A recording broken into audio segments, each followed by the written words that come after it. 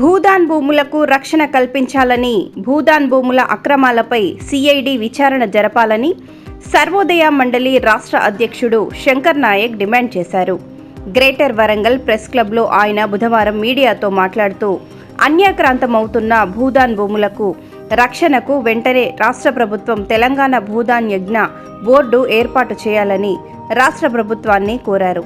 My home Rajeswara Rao లాంటి అక్రమార్కులు వేల కోట్ల విలువ చేసే భూదాన్ భూములను ఆక్రమించుకొని కట్టిన ఫ్యాక్టరీలను కూల్చి నిరుపేదలకు పంపిణీ చేయాలని, అందుకు ప్రభుత్వం చర్యలు తీసుకోవాలని ఆయన డిమాండ్ చేశారు. భూదాన్ బోర్డును తిరిగి పునరుద్ధరించాలని డిమాండ్ చేశారు. ఖాళీగా ఉన్న భూదాన్ భూములను గుర్తించి అర్హులైన వారికి వ్యవసాయానికి ఇళ్ల స్థలాలకు పంపిణీ చేయాలని శంకర్ నాయక్ డిమాండ్ చేశారు. శంకర్ నాయక్ తెలంగాణ సర్వోదయ మండలి రాష్ట్ర అధ్యక్షుని. 1951లో ఆచార్య వినోబా గారు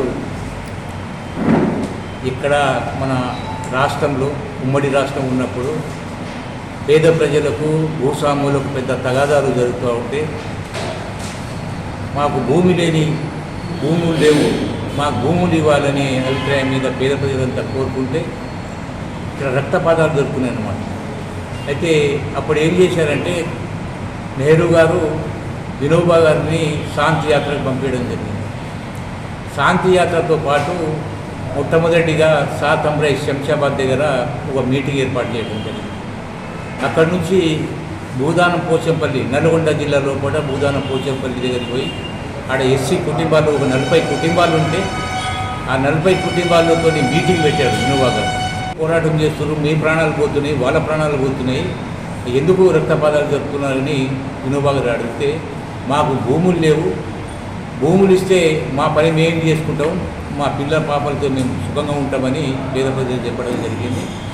కానీ అక్కడి నుంచి మొదలు పెడితే ఎక్కడి వరకు అంటే పాకిస్తాన్, బంగ్లాదేశ్ వరకు, అప్పుడు ఉమ్మడి రాజ్యం ఉంటుంది దేశం ఉన్నప్పుడు అక్కడ వరకు భూదానం భూములు ఎక్కడెక్కడ ఉన్నాయో బడా బాబులతోని, దొరలతోని, వీళ్ళతోని భూములు సహకరించడం జరిగింది. దాన్ని భూదానం యజ్ఞ బోర్డు అని పెట్టడం జరిగింది.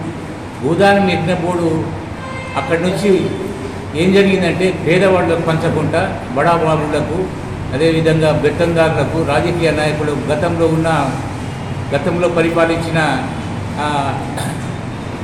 సీఎం గారు ఏం చేశారంటే భూదానం భూములు కూడా జియో తీసుకొచ్చి ఆ జియో ప్రకారంగా భూదానం యజ్ఞ బోర్డును రద్దు చేయడం జరిగింది. ఆ రద్దు చేసిన తర్వాత ఏం చేశారంటే వాళ్ళ కుటుంబ సభ్యులకు వాళ్ళకు ఇవ్వడం జరిగింది. అదేవిధంగా భూదానం భూములు ఎవరికి చెందాలంటే భూమి లేని నిరుపేదలకు చెందవలసిన అవసరం. అయితే మన సూర్యాపేట జిల్లా లోపల అక్కడ 150 ఎకరాల భూమి ఈ సీఎం గారు, ఇప్పుడు నూతనంగా వచ్చిన సీఎం గారు రేవంత్ రెడ్డి గారు రిటర్న్ తీసుకోవడం జరిగింది. అదేవిధంగా మేము కోరేది ఏంటంటే భూమి లేని నిరుపేదలకు భూములని, పేదవాళ్ళకు భూములు చెందవలసిన భూములు పేదవాళ్ళకి చెందాలని మా డిమాండు.